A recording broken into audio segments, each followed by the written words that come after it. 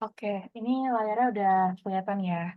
Jadi untuk soal yang bakalan gue bahas kali ini itu dari Mojako-nya SPA. Kalian bisa langsung buka aja di websitenya SPA. Itu yang UAS 2023. Jadi ini yang di tahun lalu gitu. Nah, sebenarnya dari tahun ke tahun untuk materi yang masuk ke UAS PA itu tuh mirip-mirip ya. Jadi accounting receivable, intangible asset, terus ada nanti non-current liability, corporation, dan juga cash flow. Nah, kita langsung masuk aja ke soal pertama. Jadi kalau untuk yang ini gue akan jelasin kayak briefly aja, karena terkait penjunalan ini nggak terlalu ribet gitu. Nah, jadi untuk problem satu part A, di sini pada tanggal 31 Desember, Mojako Corporate itu report the following information on its balance sheet. Dan ini ada data account receivable-nya 800.000 dan AFDAL-nya ada 65.000. Lalu selama 2024, the company itu punya beberapa transaksi. Di sini kita diminta bikin jurnal terkait setiap transaksi dan asumsikan nggak ada cash discount yang kita dapatkan di collection of AR-nya gitu.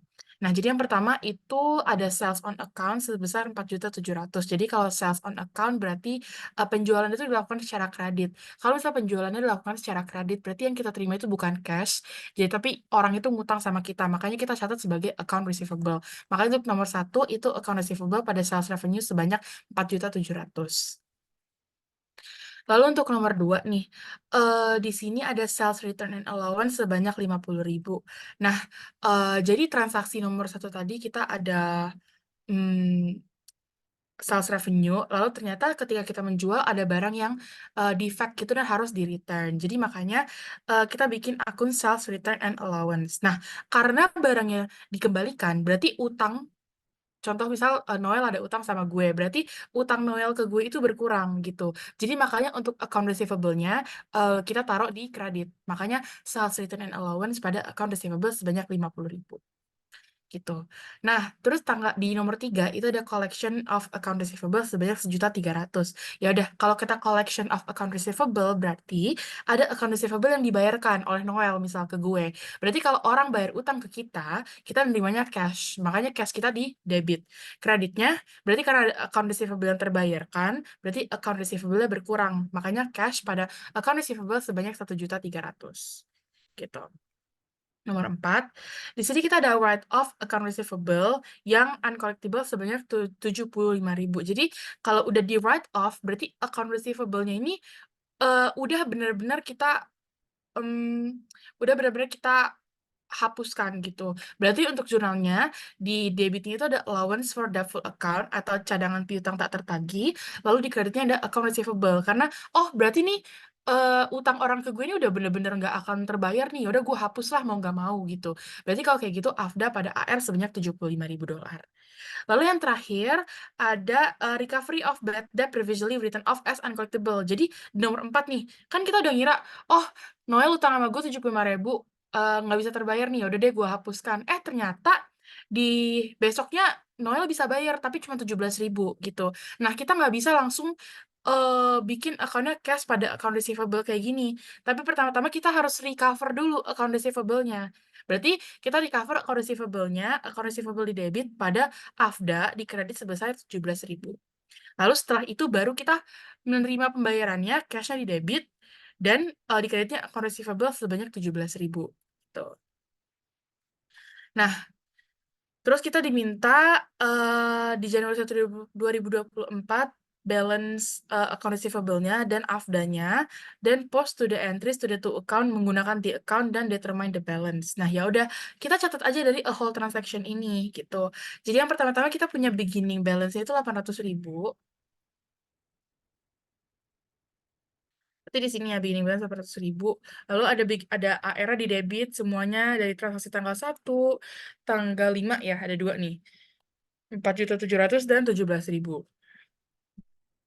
Lalu di kreditnya itu di tanggal 2, 3, 4, dan 5 ya. Ada 50.000, 1.300.000, 75.000, dan account receivable di tanggal 5 juga 17.000 gitu. Nanti kita totalin, dapatlah 4.075.000. Sedangkan untuk AFDA-nya, kita punya beginning balance-nya. Ingat, AFDA itu akun normalnya di kredit ya. Jadi beginning-nya kita taruh di kredit 65.000. Lalu untuk yang ada AFDA-nya sendiri itu transaksi di nomor 4 dan 5. Jadi nomor 4 itu ada debit 75.000 dan di nomor 5 itu ada kredit sebanyak 17.000 gitu. Dapatlah ending-nya itu adalah 7.000 gitu.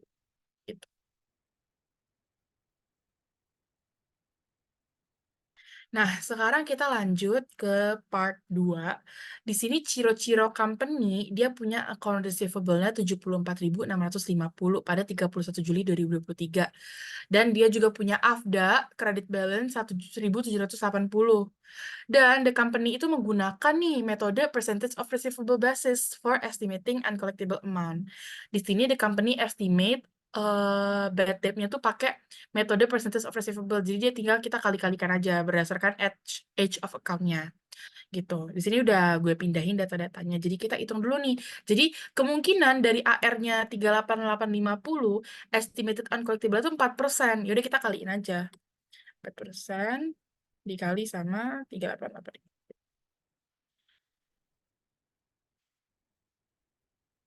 Dah kita dapat berarti bad debt expense itu begini kan, setiap age of account 1 sampai 30 hari, 31 sampai 60 hari, 61 sampai 90 hari dan lebih dari 90 hari.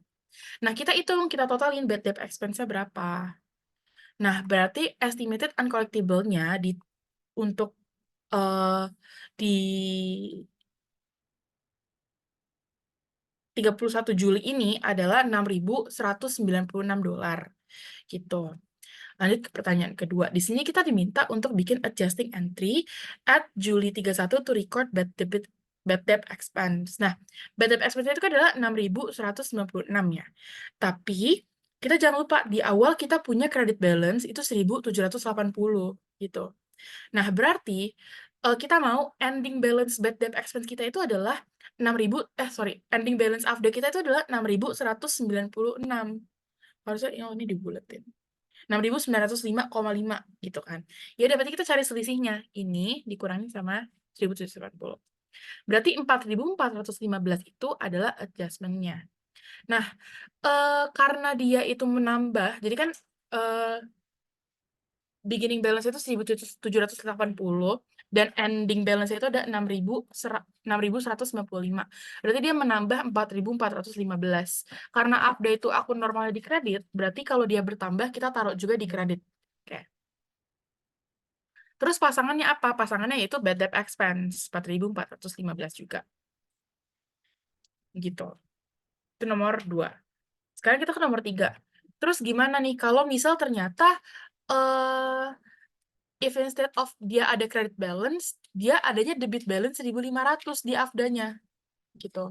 Ya udah kita bikin dulu account-nya kayak gini. Di debit 1.500. Dan kita mau di ending-nya itu adalah kredit 6.195,5.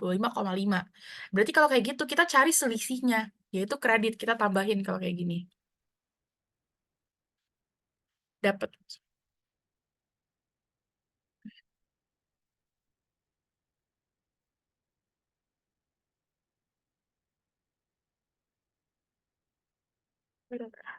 Oh, wait, double.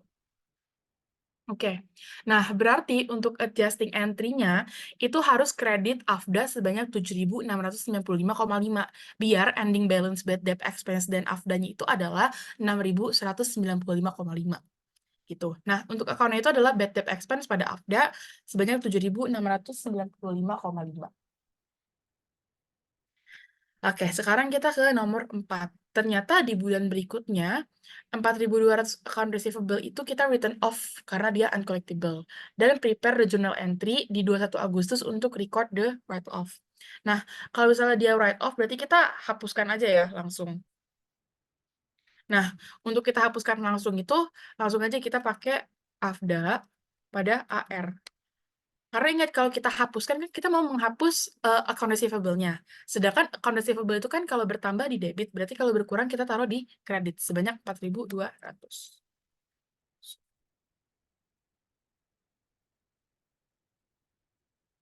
Gitu. Sekarang kita masuk ke 31 Agustus. Oh, tadi kan 21 Agustus. Sekarang di 31 Agustus ternyata Ciro Company itu tuh berhasil mendapatkan 3.000 dari customer yang tadi di tanggal 21 Agustus tuh kita hapus account receivable-nya. Ini ceritanya kayak Noel tadi ya. Jadi Noel kan tadi gue kira oh dia udah nggak bisa bayar utangnya nih 4.200, tapi ternyata dia bisa bayar 3.000 gitu. Nah, kita nggak bisa langsung bikin akunnya gini misal, langsung cash pada AR sebesar 3.000 karena kita dapat duitnya 3.000. Nggak boleh kayak gitu. Karena kan tadi kita udah hapus account receivable-nya kan. Berarti kita harus adain lagi nih account receivable-nya sebanyak 3.000. Kalau gitu kita recovery dia AR pada AFDA sebesar 3.000 gitu. Baru setelah itu kita putar lagi, kita terima cash karena si Noel tiba-tiba bisa bayar pada AFDA 3.000. Sorry, pada AR gitu. Itu untuk mengenai accounting receivable. Sampai sini ada yang mau ditanyain dulu nggak?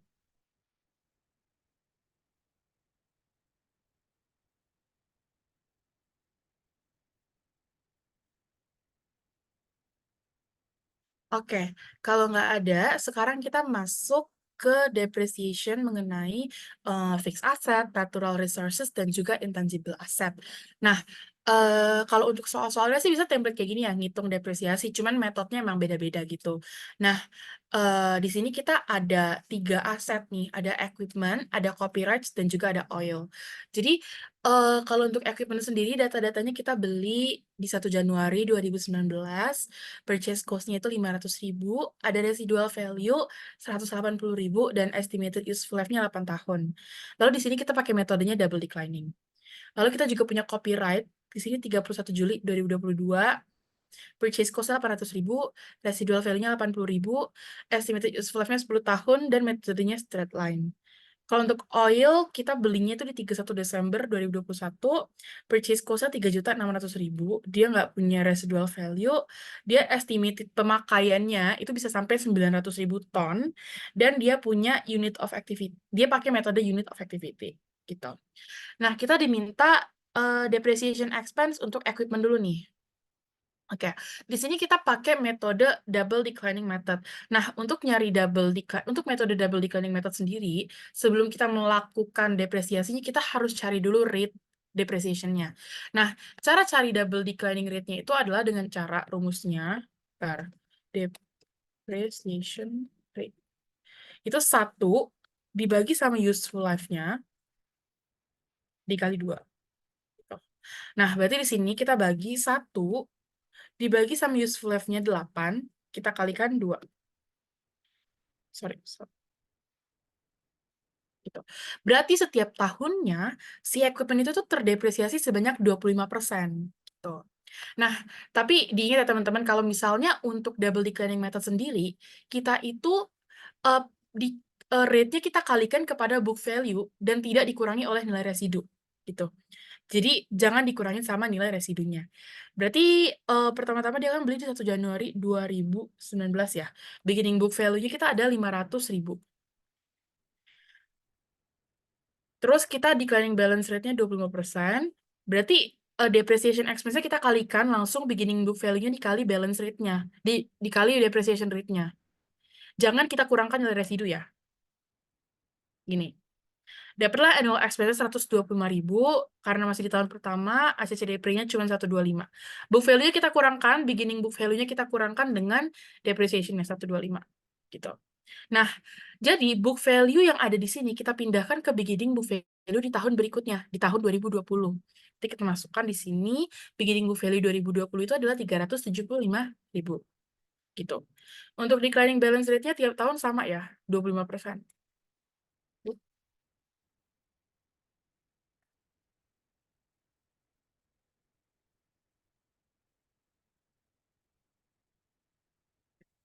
Nah, berarti 375 itu kita kalikan dengan annual expense-nya, dapat 93.750.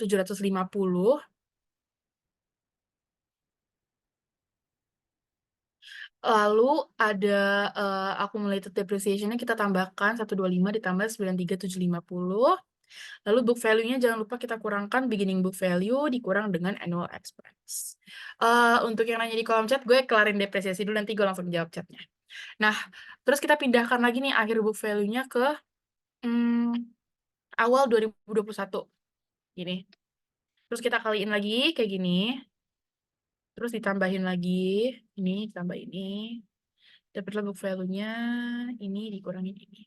Sebenarnya kalau untuk soal-soal di ujian akuntansi, kalau kalian ngitung mengenai depresiasi itu nggak akan diminta sampai kayak 5 tahun sampai habis gitu. Tapi em, biasanya tuh kayak cuman 2 periode atau 2 tahun gitu. Jadi kalian nggak perlu ngitung sampai habis gitu. Tapi yang penting kalian kalau untuk double declining sendiri, dia itu kan book value-nya merembet ya. Tiap tahun gitu nyambung kan. Jadi kalau bisa jangan sampai salah kurang, jangan sampai salah kali gitu.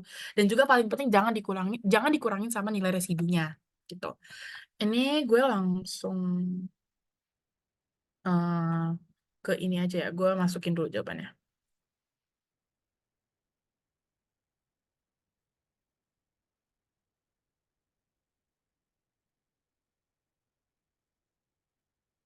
Wait,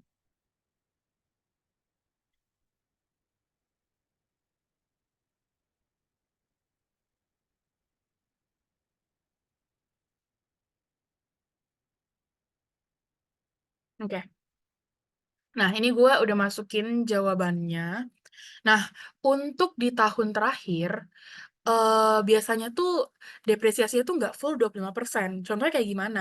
Ini gue contohin ya. Jadi kan di akhir tahun 2025, book value itu 66.742. Kita pindahin ke beginning book value 2026 ya. Gini. Nah, terus ada declining balance rate-nya, itu kan 25% nih. Kita hitung dulu coba ya, 25%. Kita kaliin.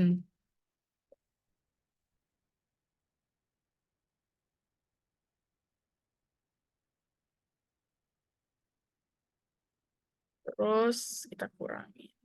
Oh, kebetulan dia bagus angkanya.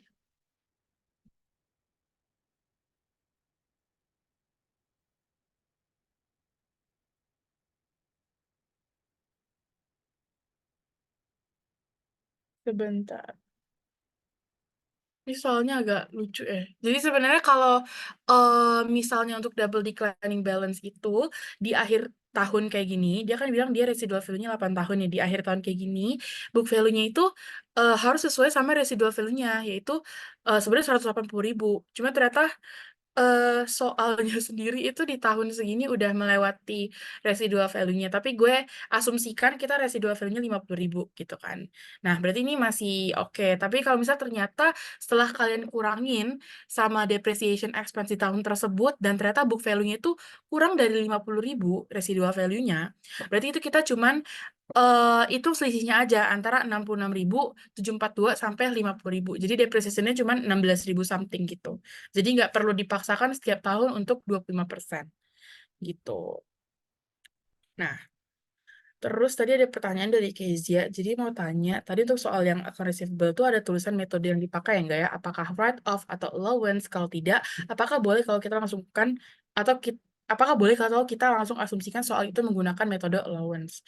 Jadi sebenarnya kalau untuk AR sendiri itu biasanya tuh kayak nggak di-mention gitu kita pakai metode allowance atau enggak. Cuman kalau misalnya kayak di sini nih, dia kan dikasih tahu di awal itu udah punya akun AFDA. Berarti kita asumsikan si company ini emang menggunakan metode allowance gitu.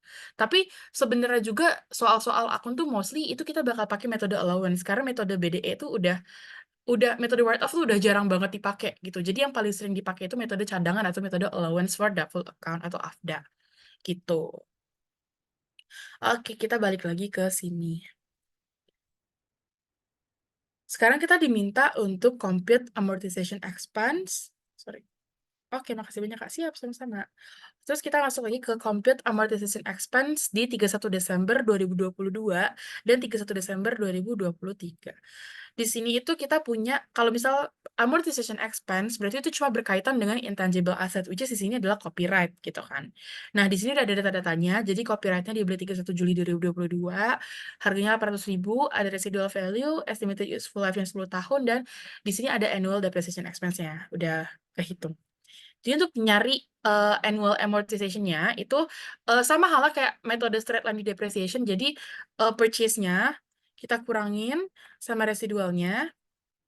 dan kita bagi sama estimated useful life-nya 10 tahun. Berarti setiap tahun itu terjadi amortization-nya 72.000 gitu. Nah, kita bikin dulu untuk amortization expense di 2022. Nah, ingat ya, karena dia belinya itu di 31 Juli 2022, berarti amortisasinya itu nggak full 72.000. Karena kan 72.000 itu amortisasi dia per tahun kan. Berarti kita bikin dulu di jurnalnya amortization expense pada copyright. Ini. Nah, berarti untuk amortisasinya kita kalikan dari bulan 31 Juli ke Desember itu Agustus, September, Oktober, November, Desember 5 bulan ya. Berarti 5 per 12 kita kalikan dengan 72.000.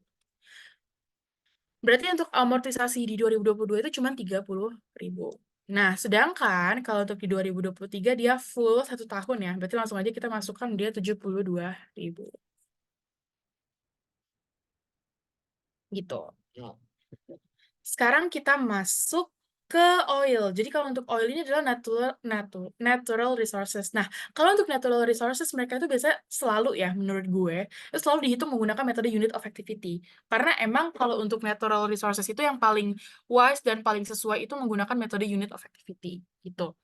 Nah, untuk yang pertama-tama kita punya jadi ini tambang minyak gitu. Dia beli itu 30 Desember 2021, harganya 3.600.000.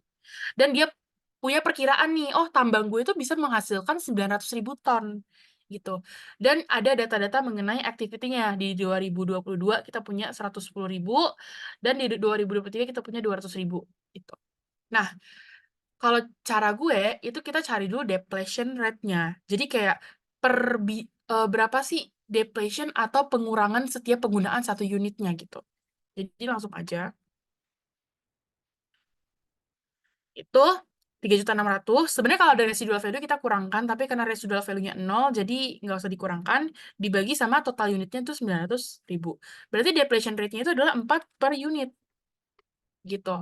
Ya udah, langsung aja. Kita tahu di 2022 itu kepake 110.000. Berarti kita bisa tulis inventory pada oil. Oh ya, sebenarnya kalau untuk depletion itu jurnalnya bebas ya, kayak nggak harus inventory pada oil, bisa kalian pakai depletion expense ataupun ya inventory atau depletion expense sih biasanya gitu. Nah, berarti untuk di tahun 2022 itu kita kalikan aja depletion rate-nya 4, kita kalikan dengan 110.000 unit. Jadi langsung aja kita kalikan kayak gini. Gitu. Terus lanjut lagi buat 2023 bikin lagi jurnalnya inventory pada oil kalikan 200.000 dikali 4. Oke, itu untuk materi fixed asset, natural resources, dan juga intangible asset. Kak, sorry mau tanya untuk problem 201, tadi boleh jelasin ulang cara cari ACC Depre yang di tabel nggak, Kak? Thank you. Oke.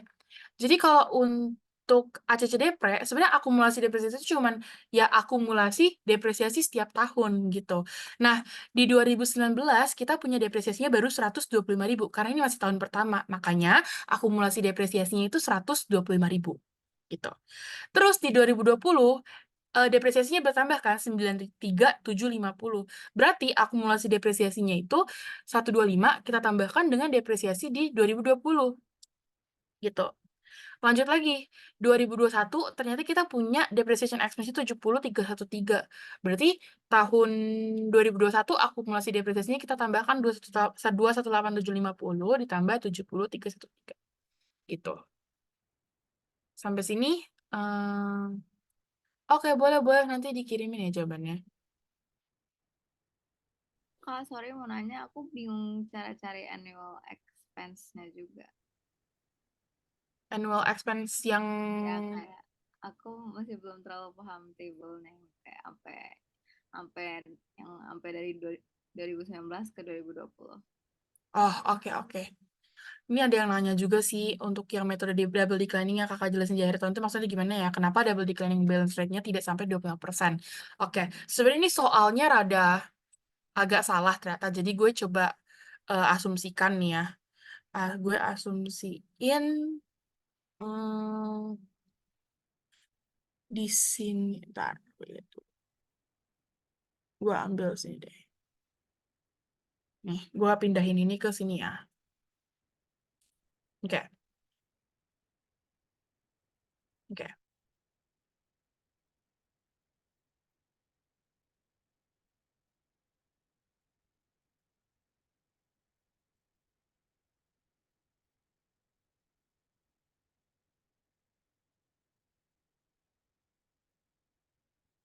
Oke.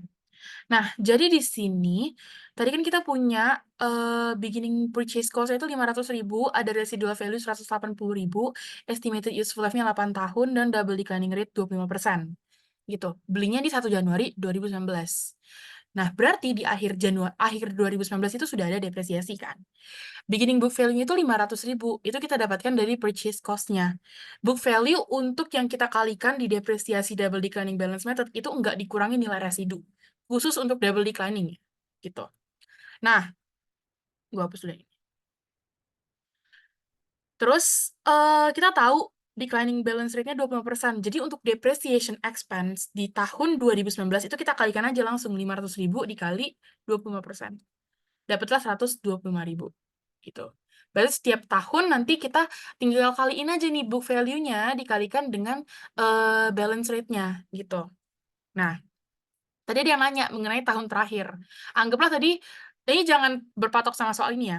Anggaplah ternyata estimated useful life-nya itu cuman 4 tahun. Gue tahu ini 4 tahun. Berarti harusnya di akhir tahun 2022 itu udah depresiasi terakhir dia. Gitu. Berarti harusnya di akhir tahun 2022 book value-nya itu tuh sebesar residual value-nya yaitu 180.000 gitu. Nah, sekarang kita pindahin dulu nih book value-nya ke awal tahun 2022 dengan declining balance rate-nya 20% ya, gue masuk ini. Terus gue kaliin annual expense-nya, berarti 210 gue kalikan dengan 20%. Gitu. Kita tes dulu nih. Kalau 210 gue kurangin sama 52.000, itu hasilnya 158.204. Which is itu lebih rendah dari book value dia. Sorry, which is lebih rendah daripada residual value yang seharusnya. Kan harusnya residual value itu adalah nilai yang tersisa di ujung depresiasi, gitu kan. Nah, jadi untuk karena dia itu di bawah sama residual value-nya, kita nggak bisa pakai di 2022 ya, kita nggak bisa pakai yang ini. Nggak boleh, kita nggak boleh pakai yang ini.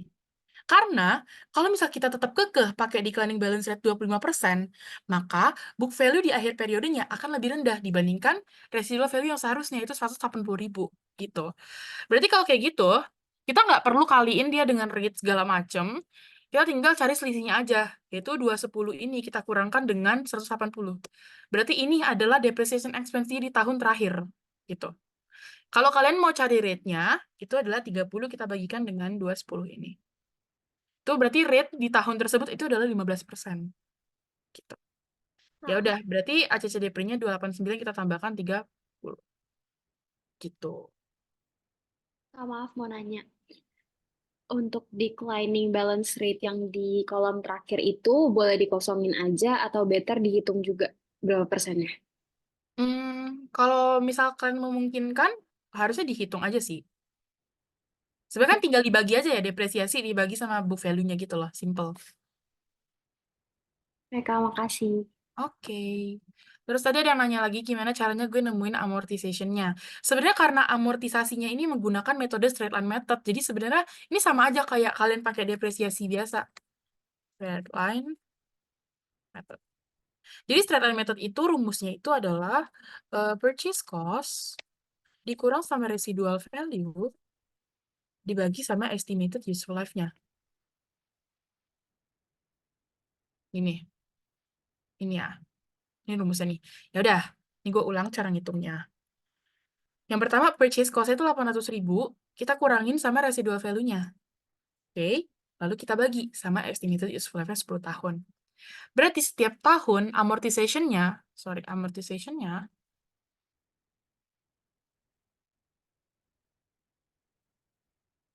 adalah 72.000. Gitu. Oke, ada yang mau ditanyain lagi? Kak, mau nanya Kak. Ya? Itu kan yang kita lihat itu kan dia 31 Juli 2022. Terus kita Mm-mm. disuruh hitung yang Desember 2022 itu kita pakai yang 5 bulannya kan Kak. Mm-mm. Tapi kenapa kalau pas kita ngitung untuk yang 2023 yang dia itu Desember tanggal 31 juga itu pakai yang setahun dari 31 Juli Kak? Kenapa nggak ditambah 5 bulan lagi? Oh, enggak, karena kan terakhir kita bikin jurnal amortization ini kan di 31 Desember 2022. Nah, kita nggak ngitung lagi dia dari 31 Desember 2022 ke Juli 2023 gitu. Kita akan ngitung dia ke adjustment berikutnya. Kan penyesuaian atau jurnal penyesuaian, biasanya kita bikin itu di akhir periode gitu kan. Berarti di akhir tahun gitu kan. Jadi makanya dari 31 Desember 2022 ke 31 Desember 2023 itu kita pakai full 12 bulan gitu. Kecuali dia bilang kalau periode fiskalnya memang setiap bulan Juli gitu. Baru kita kalikan cuman 5 bulan atau berarti 7 bulan deh, kan 12 bulan ya. Gitu. Aman nggak? Maaf Kak, bisa diulang Kak? Oke, jadi kan kalau misalnya untuk laporan keuangan atau jurnal penyesuaian itu kita bikinnya di setiap akhir periode gitu. Nah, kebetulan akhir periode dari si perusahaan Yellow Corporation ini itu adalah setiap 31 Desember di akhir tahun gitu. Nah, berarti kan ketika kita bikin jurnal penyesuaian pertama itu di 31 Desember 2022 nih. Berarti itu dari 31 Juli ke 31 Desember gitu, 5 bulan kan. Nah, tapi kita nggak asumsikan kayak harus full 1 tahun gitu. Jadi nanti kita setelah 31 Desember 2022, kita bikin jurnalnya lagi itu di 31 Desember 2023. Berarti kan kalau dari 31 Desember 22 ke 23 itu full 1 tahun kan.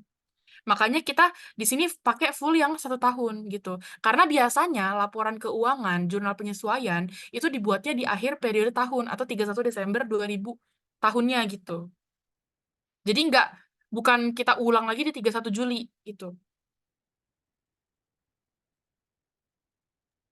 Berarti Kak, karena kita sebelumnya ngebuat catatannya di 31 Desember 2022, jadi di 2023 itu kita hitung setahunnya dari tanggal 31 Desember Kak, bukan dari tanggal 31 Juli gitu ya Kak? Iya, benar gitu. Oke Kak, terima kasih. Oke, sama-sama. Oke, kalau nggak ada yang nanya lagi, gue sekarang masuk ke non-current liability. Sorry.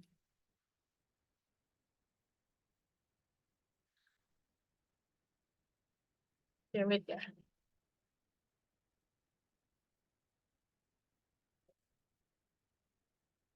Oke, jadi di problem 3, sekarang kita akan bahas mengenai non-current liability. Di sini, di Januari 1, 2018, Valentine Corporation itu menjual bonds bernilai $5.500.000 dengan rate-nya 6%, lalu itu berperiode 12 tahun. Nah, bonds-nya ini eh dibayarkan bunganya itu annually di Januari 1 dan Juli 1. Berarti ada 2 kali pembayaran dalam 1 tahun. Dan ketika dijual, bondsnya ini tuh worth sold at 98. Berarti lebih murah ya, 98% gitu. Nah, yang pertama, kita diminta bikin journal entry untuk record the issuance of bond di Januari 1, 2018. Sebenarnya di sini ada infonya mengenai face value, interest, dan periodnya. Kok periodnya 10? Oke, kita ikutin yang di sini aja. Nah, berarti untuk 1 Januari 2018, ketika kita meng-issue bonds-nya, kita itu menerima cash. Jadi, bonds payable tuh kita mengeluarkan bonds atau obligasi, utang obligasi untuk mendapatkan cash gitu. Berarti, kalau kayak gitu, kita menerima cash. Lalu di kreditnya adalah bonds payable. Karena bonds payable ini dia bentuknya liability ya, jadi kalau bertambah itu dikredit gitu. Nah, untuk angkanya yang dipakai itu bukan 5.500.000. Tapi lihat di sini, dia itu dijual dengan harga 98%. Berarti kalau dijual dengan harga 98% dari face value-nya kita kalikan 98%, sorry, 98% dikali dengan 5.500.000. Ini. Gitu. Berarti memang sih bonds ini value-nya 5.500.000, tapi ketika kita issue orang itu bayar ke kita cuma 5.390.000 karena emang kita mengikuti juga kayak fluktuasi pasar dan lain-lain, ada market rate dan lain-lainnya juga gitu. Ada faktor-faktor yang mempengaruhi gitu. Nah, sekarang itu untuk yang A. Sekarang B, kita diminta amortization schedule untuk the first 5 interest period gitu. Nah, jadi kita bikin dulu nih. Jadi untuk bikin jurnal amortisasi, schedule amortization, kalian bisa bikin template-nya kayak gini aja. Selalu ada interest period, ada cash payment, interest expense, amortization, dan carrying value. Gitu. Nah, pertama-tama kita hitung dulu nih amortization-nya. Untuk amortization di sini kita hitung selisih carrying value-nya dengan harga yang dibayarkan. Berarti itu ada 110.000 gitu. Nah, karena dia ini kan tadi bilang periodnya itu 10 tahun. 10 sorry. Ada 10 kali kita beracuan dari sini aja ya. Ada 10 kali pembayaran, berarti kita bagi dengan 10. Oh, sorry, 10 tahun ada kali 20 karena dia per tahun kita bayar 2 kali ya, bulan Januari dan bulan Juli gitu. Berarti per tahun itu amortization-nya adalah 5.500. Ini kan jangan hiraukan ya, gue cuman kayak untuk perhitungan aja di sini biar kalian jelas. Gitu. Kita lanjut, terus kita diminta untuk bikin amortization schedule untuk 5 interest period biasa aja. Kayaknya ini salah dari soalnya sih, harusnya 10 year ya, sorry. Gue juga baru cek. Oke, nah yang pertama-tama kita lihat dulu dari cash payment-nya. Kalau untuk cash payment-nya itu kita kalikan dia dengan bond interest-nya. Jadi, kita kalikan bond face value-nya itu 5.500.000 dikali dengan 6%. Gitu. Tapi ingat, karena dia itu dibayarnya 2 kali dalam 1 tahun, bond interest ini nih selalu, biasanya tuh selalu per tahun gitu. Jadi kita harus bagi 2, karena dia dibayar 2 kali dalam 1 tahun gitu.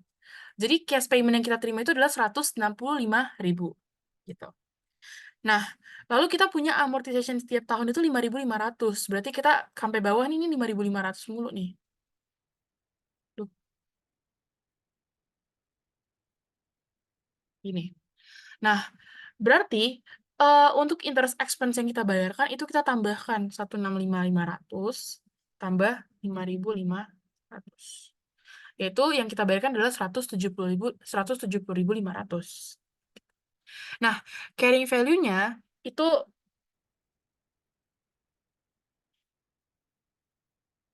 bentar.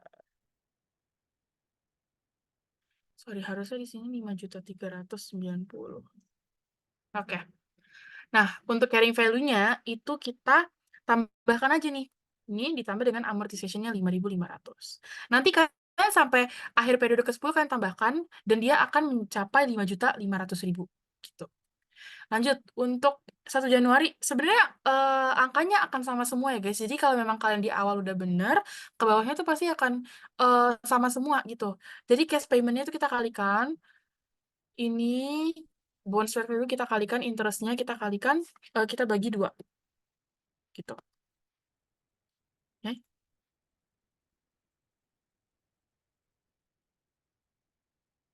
Nih. Lalu untuk interest expense-nya kita tambahkan lagi, ini ditambahkan dengan ini. Lalu carrying value-nya kita tambahkan 5.395, kita tambahkan 5.500. Terus lanjutin aja sampai bawah itu akan sama terus. Apa sih?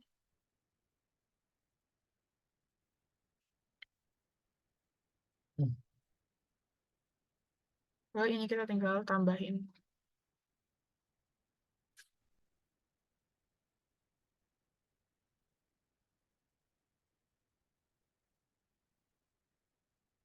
gitu. Nanti ini kebetulan kita cuma diminta 5 period gitu kan. Tapi kalau memang kalian coba hitung sampai ujung ke bawah, sampai di periode ke-10, itu nanti kalian akan dapat periode ke-20, sorry.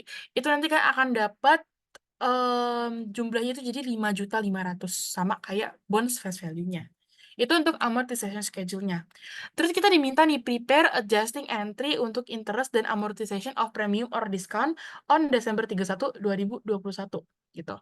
Nah, berarti kalau kayak gitu kita tinggal bikin aja. Oh, ini angkanya udah masuk. Yang pertama, jadi kan ceritanya kita itu gimana ya? Kita tuh minjem duit sama orang gitu. Nah, kalau kita minjem duit sama orang, kita punya kewajiban untuk bayarkan ke mereka itu interest atau bunga gitu. Nah, makanya di sini akan ada debit interest expense. Nah, interest expense-nya kalian tinggal masukin aja angka 170.500 gitu. Tapi di kreditnya itu nggak cuman cash payment aja gitu. Jadi kalau untuk interest yang kalian bayarkan itu kita catat sebagai interest payable. Kenapa interest payable? Sorry. Kenapa interest payable? Karena pembayaran itu kan setiap 1 Juli dan 1 Januari. Sedangkan kita diminta di jurnalnya 31 Desember. Berarti ibaratnya kita accrued dulu nih interest-nya. Karena kita mau bikin laporan keuangan di akhir periode, makanya kita harus langsung tambahin dan bikin jurnal penyesuaiannya kita accrued dulu jadi interest payable. Maka kita masukkan di sini 165. Lalu selisihnya atau amortization-nya kita catat menggunakan akun bonds payable.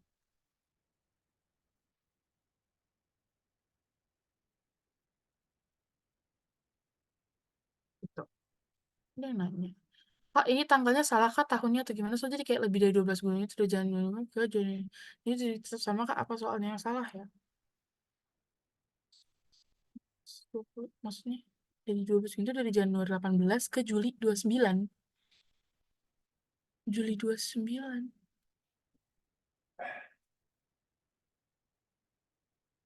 Juli 29 di mana ya? Oh, Juli 2029. Ah, Juli 19. Januari 18 ke Juli 19.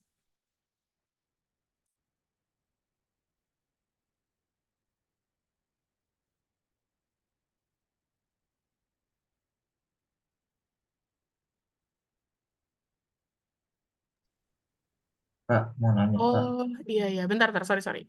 2019, 20, 21, 22, 23. Iya, iya. Harusnya dia bikinnya nggak kayak gini ya. Kita kayak, itu kan ini 2018, ya kan?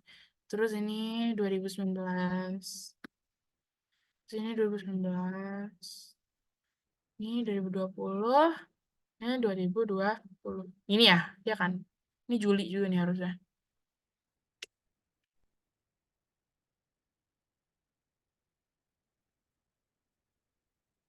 Oke, oke. Thank you. Oke, ada yang mau nanya tadi siapa?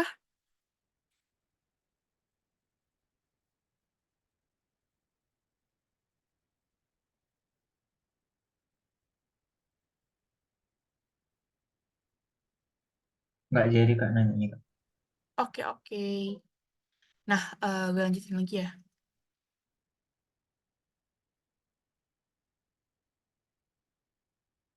Oke. Nah, sekarang kita masuk ke yang D. Kita diminta financial position presentation of the bond di Desember 31, 2018.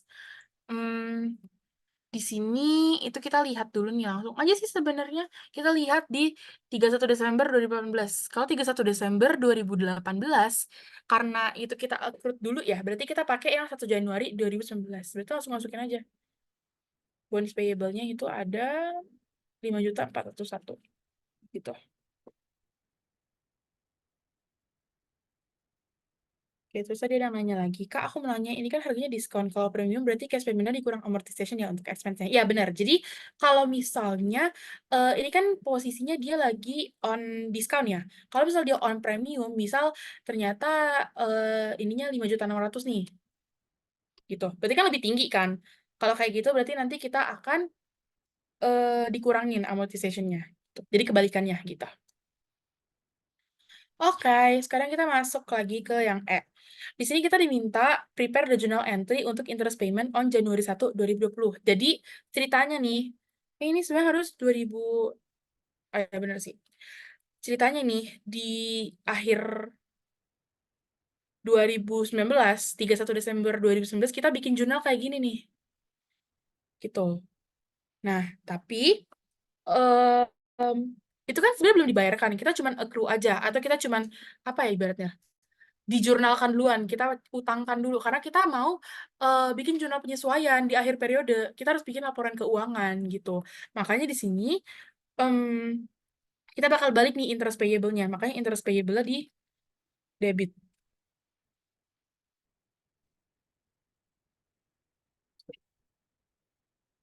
dan cash-nya di kredit gitu.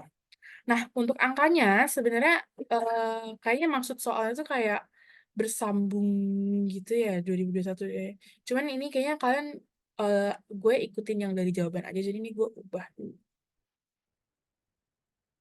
Ini jadi 2018. Terus ini juga, ini berarti 2019. Agak berantakan ya.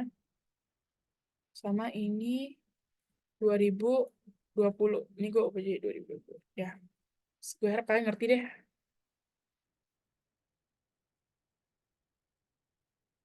Oke. Nah, itu untuk 2000, berarti yang ini 2019 ya, gue ubah dulu. Sekarang kita masuk ke yang F.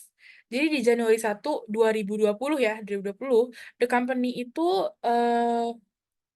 dia call the entire bonds-nya itu di 4.700.000 after payment of interest. Terus kita diminta record redemption of bonds-nya gitu. Jadi kita nge-retire bond kita gitu. Nah, tadi gue ubah jadi 2020. Ini nggak 2020? Oke, ada. Nah, jadi di 2020 kita lihat dulu nih berapa sih bonds payable kita. Itu ada 5.412 ya. Kita kuningin dulu. Gitu. Nah, jadi ya berarti kan kita ambil kembali nih atau kita tebus lagi nih bonds payable kita. Berarti bonds payable kita taruh di debit. Karena hilang, berarti kita bayar dong utang kita ke orang tersebut gitu. Yaitu kita pakai si carrying value-nya 5.412.000 gitu. Terus dia bilang kalau dia the company calls the entire bonds itu 4.700.000. Berarti kita ada bayar cash kan sebanyak 4.700.000 gitu. Berarti di sini ada gain ibaratnya kita punya utang 5.400.000 tapi kita cuman untuk nebus utang tersebut kita cuma bayar 4.700.000. Berarti kita untung dong. Nah, untung tersebut kita sebut dengan gain on bonds redemption. Gitu. Ini. Sorry, ini harusnya di kredit. Gini. Dia nanya.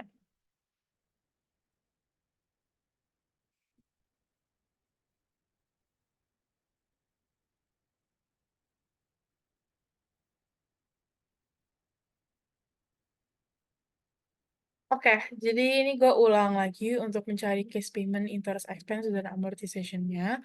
Jadi, pertama-tama nih untuk amortization-nya dulu ya. Cara nyari amortization itu adalah kita bandingkan carrying value-nya. Yaitu kita kurangin face value-nya, kita kurangin sama carrying value-nya, 350, kita bagi sama total period-nya. Nah, total periodnya ini ada 10 tahun. Tapi dalam 1 tahun itu ada 2 kali pembayaran interest. Berarti kita kalikan 2. Ada salah di function.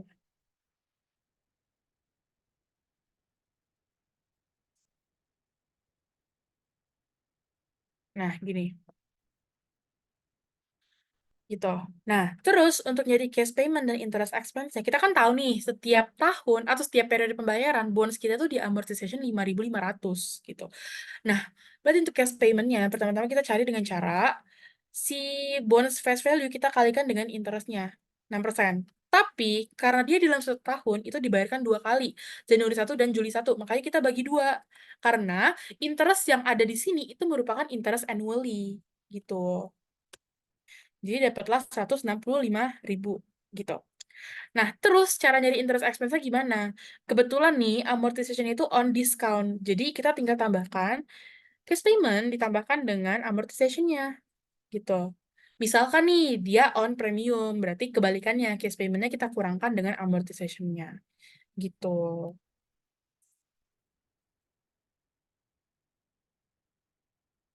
Sampai sini ada yang mau ditanya lagi nggak?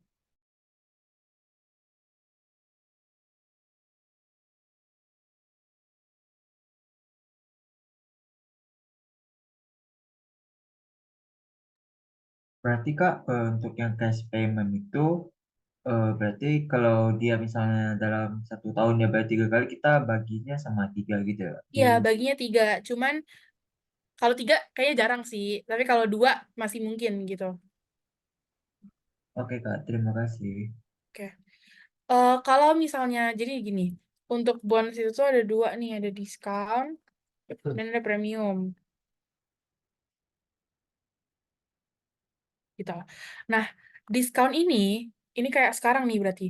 Terjadi kalau misalnya face value itu lebih besar dibandingkan carrying value. Lalu untuk premium, itu kita kebalikannya, carrying value lebih gede dibandingkan face value. Gitu.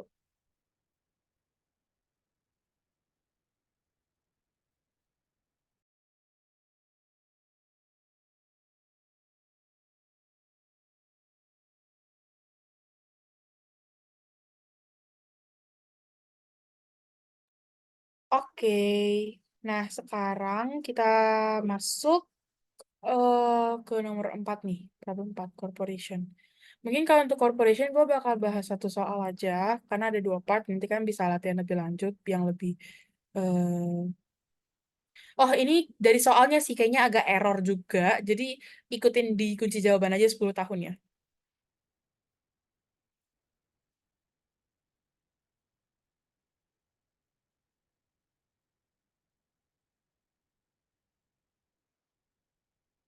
Pak, kalau premium berarti dikurang nggak? Ya, ya, kalau premium berarti kebalikannya, gitu. Oke, sekarang kita masuk ke corporation. Ini gue bakal bahas yang part 1 aja. Nanti yang part 2 kalian bisa latihan lebih lanjut lagi, karena gue takut nggak kekejar sampai ke cash flow-nya. Gitu. Nah, sekarang kita masuk ke part 1. Di sini, Januari 1, 2023, Court Industry itu had the following shareholder equity account. Di sini kita ada info nih. Kita punya share capitalnya par value 17. Ganti highlight dulu. Par value 17, ada 1 juta saham authorized, 400 juta issued and outstanding. Lalu kita punya share premiumnya 4 juta, treasury stocknya itu 70.000 share, ada share premium, dan juga return earning. Wait, sebentar.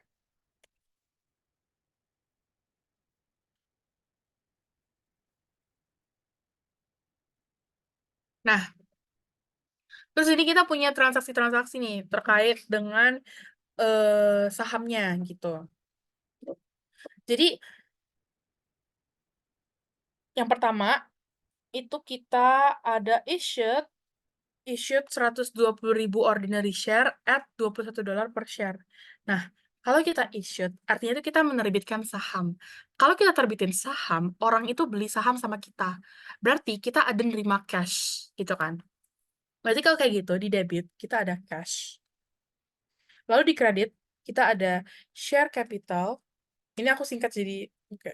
Yang ini gue nggak singkat dulu ya. Ordinary, gitu. Nah, untuk cash-nya, yang kita terima itu full, dia beli 120.000 dikali dengan harga marketnya 21 gitu. Tapi untuk share capital ordinary, ibaratnya nih ya, share capital ordinary itu kayak modal awal atau kayak harga historical atau harga awal gitu. Jadi kalian kalikan 120.000 dikali sama 17 par value-nya. Gitu. Lalu ada namanya share premium atau lebih peningkatan atau kenaikan dari si nilai sahamnya. Itu kita kalikan, bisa kalian cari, sebenarnya bisa kalian hitung selisihnya juga bisa, atau kalian bisa kayak gini kalau kalian mau rajin ya. 120.000 dikalikan selisih antara 21 dikurang 17 par value-nya. Sama aja kok, gitu.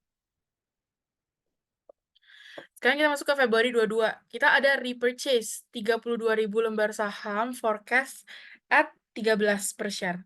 Kalau kalian itu repurchase sebuah saham, itu kita nggak itu ibaratnya berarti kita di pasar saham kita beli lagi nih saham kita yang beredar gitu kan. Padahal awalnya kita udah jual gitu.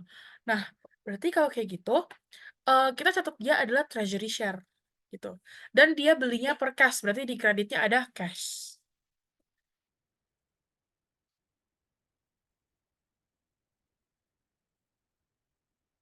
Yaitu sebesar 32.700 kita kalikan sama 13 gitu. Nah, terus di 19 Mei kita ada issue lagi 55.000 saham untuk beli mesin, market price-nya 25. Harga fair value-nya itu 1.500.000 gitu. Ya udah, berarti kalau kayak gitu di sini debitnya bukan cash. Jadi kita ngeluarin saham buat dapetin mesin gitu. Nih, lu ambil deh saham gue 55.000 lembar. Gue ambil mesin dari lu, kita trade gitu. Jadi debitnya ada mesin sebesar fair value-nya ya 1.500.000. Lalu di debitnya, di kreditnya ada share capital ordinary, singkat. Itu sebesar 55.000 lembar dikali sama par value-nya itu adalah 17. Lalu ada premiumnya.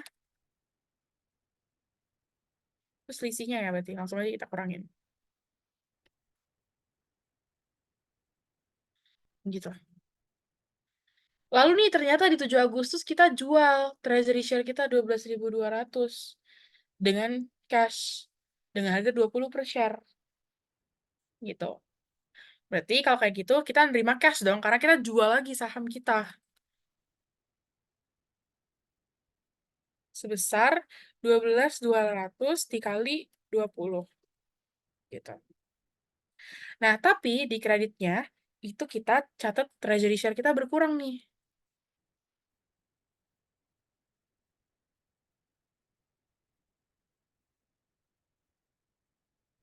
Yaitu tadi kita ada jual 12.200 lembar dikalikan sama tadi ketika kita beli treasury share itu par value untuk treasury share-nya. Berarti kita kalikan 13. Lalu ada selisihnya nih, yaitu berarti ada share premium untuk treasury. Berarti 244 kita kurangin sama 158.600. Kak, Itu market price mesinnya nggak dipakai ya. Sebenarnya kalau kalian mau pakai,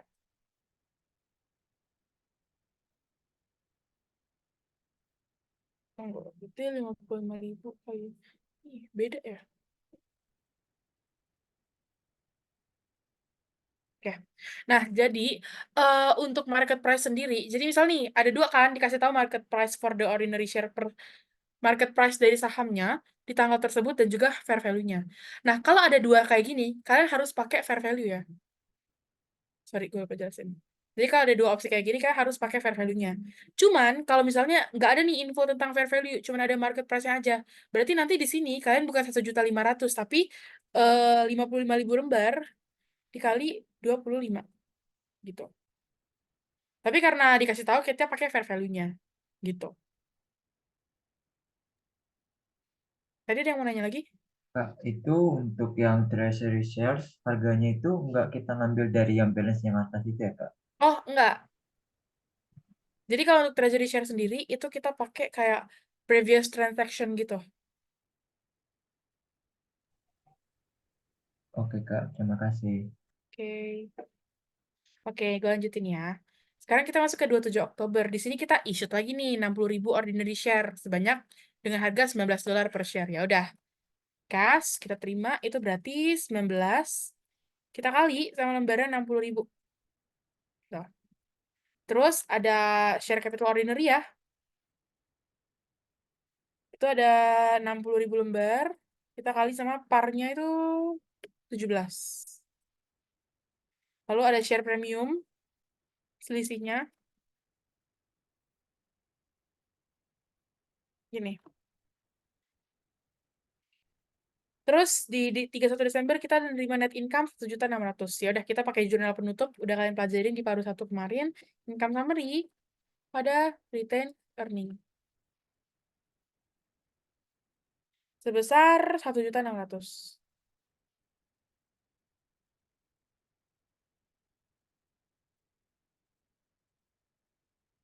Gitu.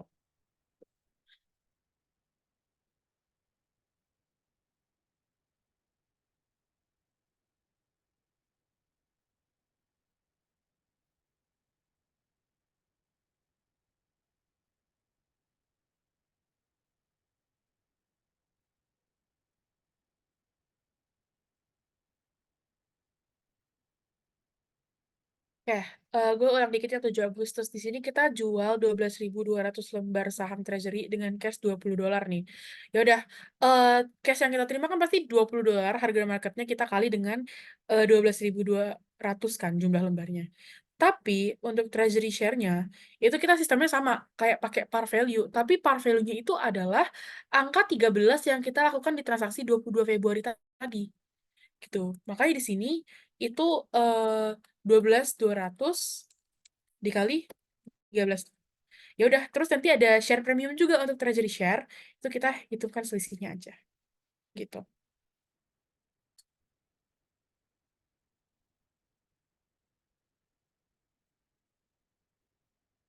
Lalu kita hitung juga nih share issued-nya berapa aja dan berapa share outstanding dia di 31 Desember 2023.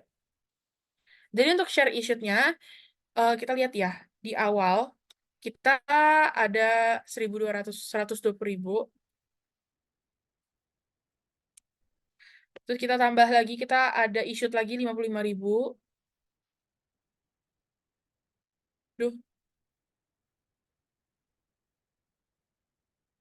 Terus tambah lagi, kita ada issued lagi 60.000 nih di akhir. Tapi jangan lupa, share issued kita ada juga nih di awal, yaitu 400.000.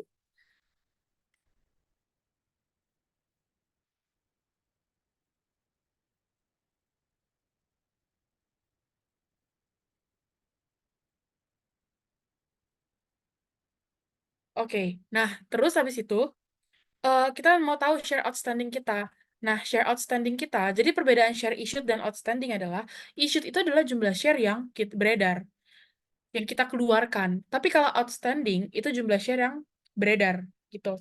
Nah, berarti kita pernah issued 635, tapi ingat, kita sempat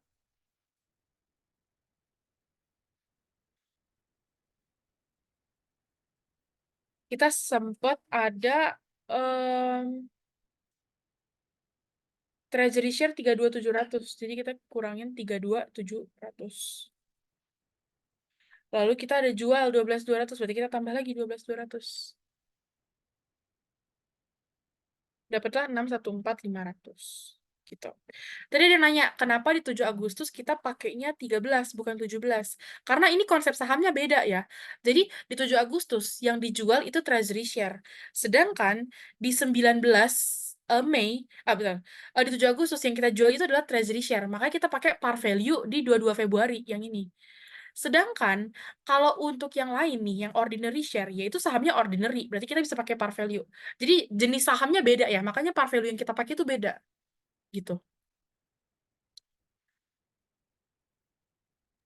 Kak izin tanya, yang outstanding share itu nggak dikurangin sama treasury share yang awalnya itu, Kak? Nggak kita kurangin ya, karena di awal itu dia udah tulis 400.000 itu issued dan outstanding, berarti ini udah bersih dikurangin sama jumlah treasury stocknya. Kecuali dia cuma bilang kalau itu 400.000 issued, nggak outstanding. Gitu. Oke, makasih, Kak. Oke. Nah, sekarang kita lanjut kita diminta untuk bikin statement of financial position yang parsialnya. Nah, mirip-mirip kayak gini, jadi kita tinggal tambah-tambahin aja gitu. Jadi yang pertama di sini gue udah masukin sih data-datanya. Tinggal kita di sini. Jadi yang pertama kita tambahin dulu jumlah awalnya nih 6.800.000. Tulis dulu 6.800.000. Kita tambahin nih sama seluruh transaksi yang berkaitan dengan share capital. Kalau di kredit dia bertambah, di debit dia berkurang. Jadi ada 6.800.000, kita tambahin share capital ini di tanggal 18, tambah lagi di tanggal 19, tambah lagi di tanggal 27. Total ada 10.795. Sama share premium. Di awal kita punya share premiumnya 4 juta. Tambahin lagi ada share premium 480. Tambahin lagi share premium tanggal 19. Tambahin lagi share premium yang ordinary ya. Cuman yang ordinary itu di tanggal 27. Tuh. Terus ada lagi share premium treasury. Di awal kita punya share premium treasury itu 430. 430.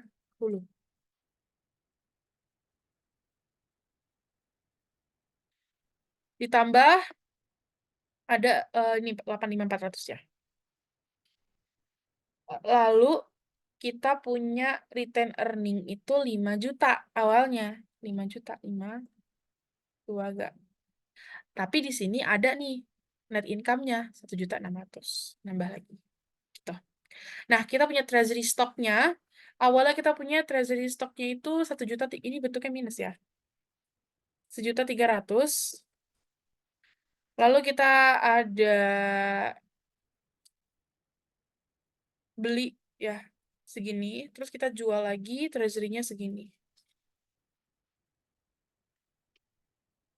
Berarti udah dapat total shareholder equity-nya itu 21.504.900. Gitu.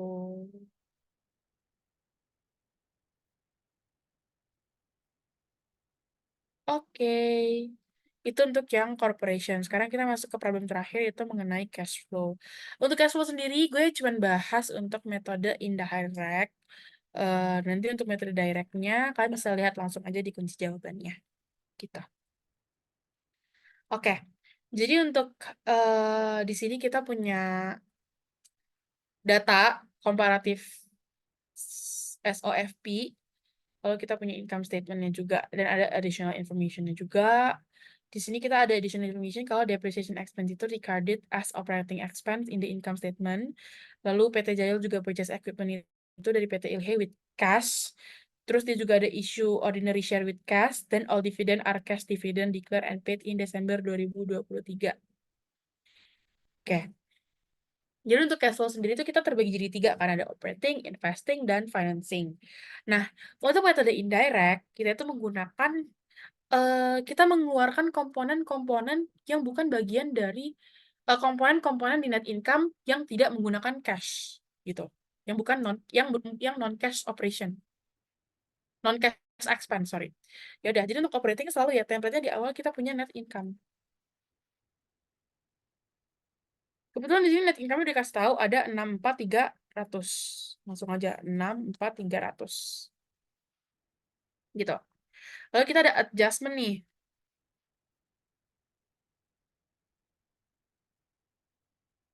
Adjustment-nya, kita yang pertama-tama banget ya, pasti kan udah belajar juga. Hal pertama yang harus dikeluarkan dari adjustment atau dari net income itu adalah depreciation expense-nya. Oke. Depreciation expense-nya di sini ada 1.200.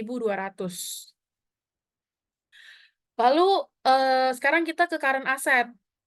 Kalau misal current asset bertambah, berarti itu akan mengurangi net income-nya. Tuh. Sedangkan kalau misalnya current asset berkurang, itu akan menambah dari si net income-nya tersebut. Gitu.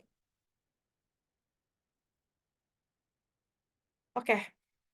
Sebentar. Nah, jadi yang pertama kita lihat di account receivable nih. Oh, account...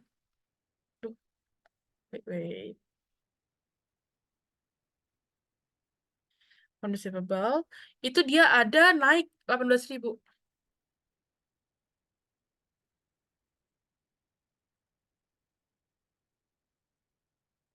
Nah, karena account receivable-nya bertambah, Berarti ibaratnya nih, ada penjualan yang dilakukan. Tapi penjualannya orangnya nggak bayar pakai cash. Berarti sebenarnya itu nggak menambah net income gue dong. Makanya harus kita kurangin 18.000. Gitu. Terus kita lihat inventory. Inventory-nya berkurang 23.000. Kebalikannya ya. Karena inventory-nya berkurang, berarti kita tambahkan 23.000. Gitu. Terus kita lihat ke liability sekarang. Di sini account payable-nya itu bertambah 6.000. Gitu. Berarti di sini liability itu hubungannya berkebalikan sama si current asset. Berarti kalau ada increase in inventory, increase in AP, berarti duit yang kita terima itu bertambah. Ibaratnya kita kayak ngutang sama orang gitu. Jadi kita ngutang sama orang dan kita dapatkan uang gitu. Lalu ada tax payable. Tax payable-nya berkurang nih, min 5.000. Berarti kalau kayak gitu, kalau utang kita berkurang, ada duit yang kita bayarin ke orang lain kan. Berarti kalau kayak gitu decrease. Sorry.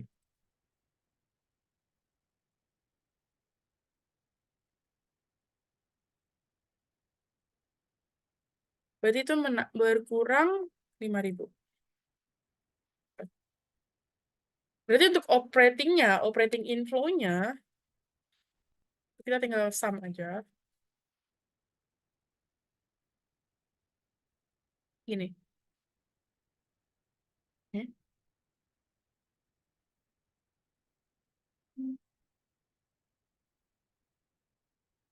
Oh, sorry. Ini gue di sini. Ini gue tambahin semua. Berarti untuk operating inflow di untuk cash inflow di operating division ya, itu berarti 64.300 kita tambahkan sama si 7.200. Gitu. Sekarang kita ke investing. Nah, kalau investing itu tuh berhubungan sama aset-aset jangka panjang. Yaitu kalau di sini kita cuma ada equipment-nya.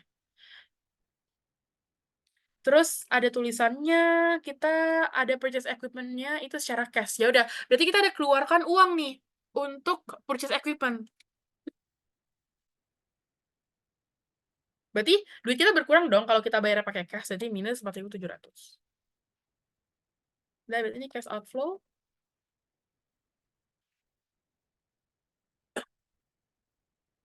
Gitu. Nah, kalau financing itu berhubungan sama non-current liabilities dan juga equity. Gitu. Berarti di sini itu tadi ada info mengenai bonds dan juga cash dividend-nya. Nah, yang pertama kita lihat bonds dulu nih, bonds payable. Bonds payable-nya itu berkurang 38.000. Berarti ada utang yang kita bayarkan. Konsepnya kayak tadi, kalau kita bayar utang, berarti ada duit kita yang berkurang dong. Berarti, duh,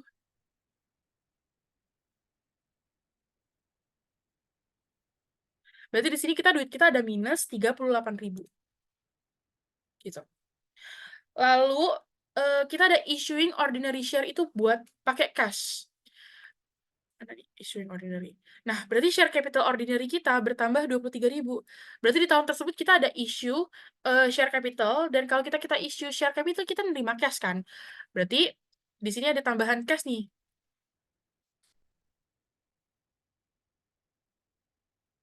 Tambahan cash 23.000. Dan di sini kita juga ada bayar dividen. Kalau seluruh dividen itu adalah cash dividen nih. Berarti duit kita berkurang ya. Wait.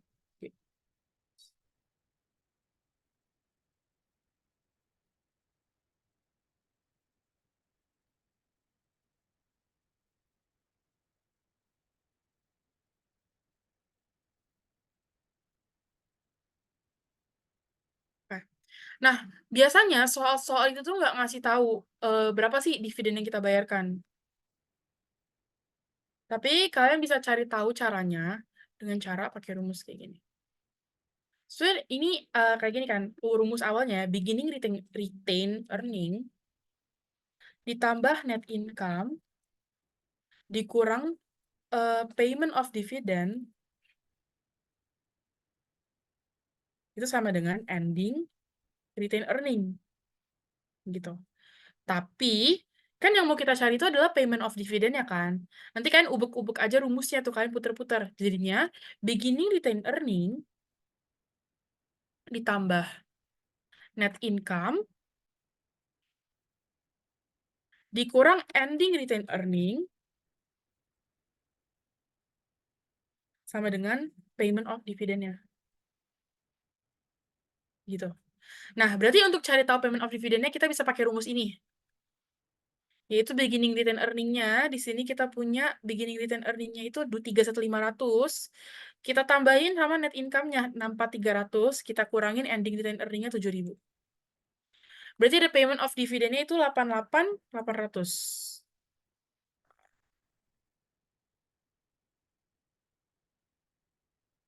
Oh, dia ini gede banget ya. Kak, sorry, kayaknya ketukar deh. Oh iya, ketukar. Sorry, bener-bener. Berarti ini harusnya ini G15, ini F15. Oke, thank you. Nah, gini. Ini minus ya, sorry.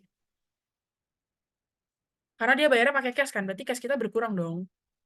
Gitu. Oke. Nah, terus kita bisa tahu cash outflow kita untuk financing.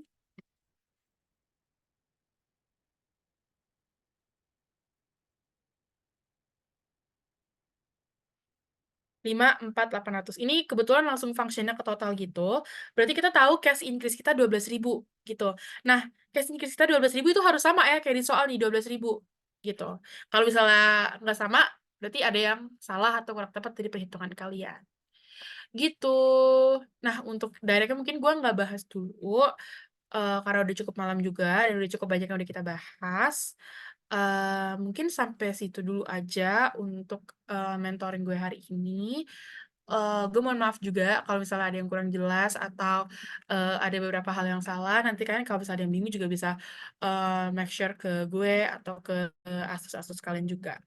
Gitu. Mungkin dari gue itu aja. Oh ya, untuk file-file nanti kalian bisa mungkin minta ke PO-nya mengenai file-filenya atau kalian bisa akses juga di Mojako-nya, Mojakoe-nya SPA UI gitu. Oke, mungkin itu aja dari gue. Gue kembalikan ke Grace. Thank you.